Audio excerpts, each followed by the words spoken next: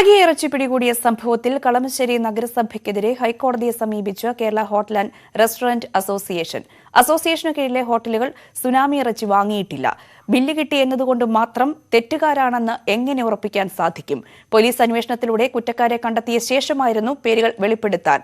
വിവാദത്തിന് പിന്നാലെ ഹോട്ടലുകളിലെ കച്ചവടം 40% കുറഞ്ഞെന്നും അസോസിയേഷൻ പ്രസിഡന്റ് ജി ജയപാൽ പറഞ്ഞു. തീർച്ചയായിട്ടും കളമശ്ശേരി നഗരസഭയുടെ നിലപാടിനെതിരെ സംഘടനയും ഒപ്പം തന്നെ ബന്ധപ്പെട്ട ഹോട്ടൽ ഉടമകളും ഹൈക്കോടതിയിലേക്ക് പോയിരിക്കുകയാണ്. അവർക്ക് വക്കീൽ നോട്ടീസ് കൊടുക്കുകയും നിയമപരമായിട്ട് അവരുടെ പേരിൽ നടപടി സ്വീകരിക്കുകയും ചെയ്യും. നമുക്കറിയാം, ഏതെങ്കിലും സ്ഥലത്ത് നിന്ന് തെറ്റായ രീതിയിൽ മോശമായ ഇറച്ചി കണ്ടുപിടിക്കുകയാണെങ്കിൽ അതിന് നിയമപരമായ ചില വ്യവസ്ഥകളുണ്ട്. ഒരു പോലീസിലേക്ക് അതിനുമായിട്ട് ബന്ധപ്പെട്ട് കേസ് കൊടുത്തിട്ടുണ്ട്. പോലീസിന് ഇത് അന്വേഷിക്കാവുന്നതും ഏതെങ്കിലും ഹോട്ടലുകൾ തെറ്റ് ചെയ്തിട്ടുണ്ടെങ്കിൽ അവർക്കെതിരെ ശക്തമായ നടപടി സ്വീകരിക്കണം. നടപടി സ്വീകരിക്കുന്നതിനൊന്നും സംഘടന എതിർക്കുന്നില്ല. ഇത് ബില്ല് വെച്ചുകൊണ്ടാണ് അവർ റിപ്പോർട്ട് കൊടുത്തിരിക്കുന്നത്.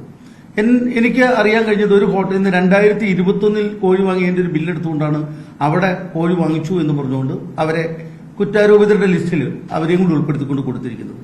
നമ്മളിവിടെ നമുക്ക് മേടിക്കുന്ന റോ മെറ്റീരിയൽസ് ഏത് സ്ഥാപനത്തിൽ നിന്ന് വാങ്ങിച്ചാലും നമുക്കറിയാം, സ്ഥാപനത്തിൽ നമ്മൾ വാങ്ങിക്കുന്ന മീറ്റിന്റെ ക്വാളിറ്റി നോക്കാനല്ലാതെ അവരെന്തെല്ലാം ബിസിനസ് ചെയ്യുന്നുണ്ട്, അവർ മോശമായിട്ട് ഇറച്ചി വിൽക്കുന്നുണ്ട്, ഇതൊന്നും ഞങ്ങൾക്ക് നോക്കാൻ സാധിക്കില്ലല്ലോ. അപ്പൊ നമ്മുടെ റോ മെറ്റീരിയൽസിന്റെ ക്വാളിറ്റി ഉറപ്പുവരുത്തേണ്ട പ്രധാനപ്പെട്ട ചുമതല ഈ നഗരസഭയ്ക്കാണ്. ഈ നഗരസഭ എന്തുകൊണ്ട്, നഗരസഭ തന്നെ പറയുന്നത് മറ്റുള്ളവരെ പരാതി കിട്ടിയപ്പോഴാണ് അവിടെ പോയി അന്വേഷിച്ചതെന്നാണ്. എന്തുകൊണ്ട് ഇങ്ങനെയുള്ള അനധികൃത സ്ഥാപനങ്ങൾ നമ്മുടെ നാട്ടിൽ കൂണുപോലെ വളരുമ്പോൾ അപ്പോഴെല്ലാം ഉറങ്ങിക്കിടക്കുന്ന നഗരസഭ ആരെങ്കിലുടെയും പരാതിയുടെ വെളിച്ചത്തിൽ അവിടെ നിന്ന് ഇറച്ചി അല്ലെങ്കിൽ മീറ്റ് ഐറ്റം പിടിച്ചെടുക്കുമ്പോൾ അതിന്റെ പേരിൽ ഒരു പ്രഹസനം ഉണ്ടാക്കിക്കൊണ്ട് ഒരു ഇൻഡസ്ട്രിയെ നശിപ്പിക്കുന്ന ആ സമീപനത്തോട് നമുക്ക് യോജിക്കാൻ കഴിയില്ല.